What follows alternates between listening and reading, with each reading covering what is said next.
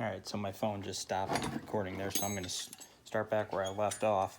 So I've got the compressed spring in the fixture, and like I said, I like to start from the same side, or just keep things consistent and work from the same side every time. So I got the frame like so, spring like this. We just simply put it inside the frame with one leg of the spring on each side of these little crossbars here on the frame. Then we just take our pin and we start it through. Sometimes it's easier to get it through one side. And once we get it through one side, then we'll just simply put it through the spring and through the other side. Now this is where you might need to adjust these dowel pins to make more distance.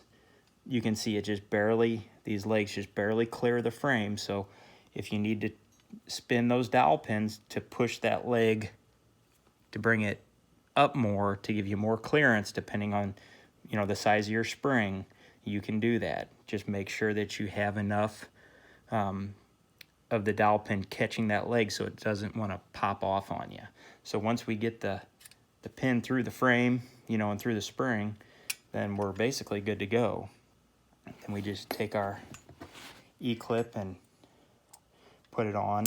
For you guys that are maybe tack welding or putting a cotter pin, drilling a hole and putting a cotter pin through the original retainer pin here, you could probably, if you're careful, the best thing to do would to be prepped and ready to either put a tack weld on there or already have your pin drilled and ready for the cotter pin. This is where you would want to, you know, put the cotter pin in or put the tack weld on before you know, take the fixture off. So once we get it on, okay, we're ready to decompress the spring and get it on the trap. So we just simply, we'll grip it right here.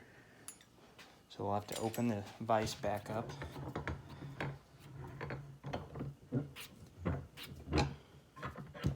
And whenever you're gripping from the side like this on just a little bit of the fixture, you really want to make sure you got a good grip on it. Like I said before, don't, you know, you're going to booger up the fixture a little bit, but it's meant to be soft so it grips. So from there, I like to hold the trap, and we just grab this leg right here with our cheater bar, pick it up,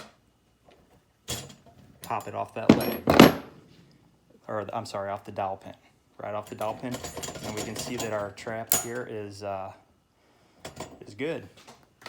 We just loosen this up, and you can see it, you know, it digs in a little bit, but it's not bad. And then from there, just loosen these up.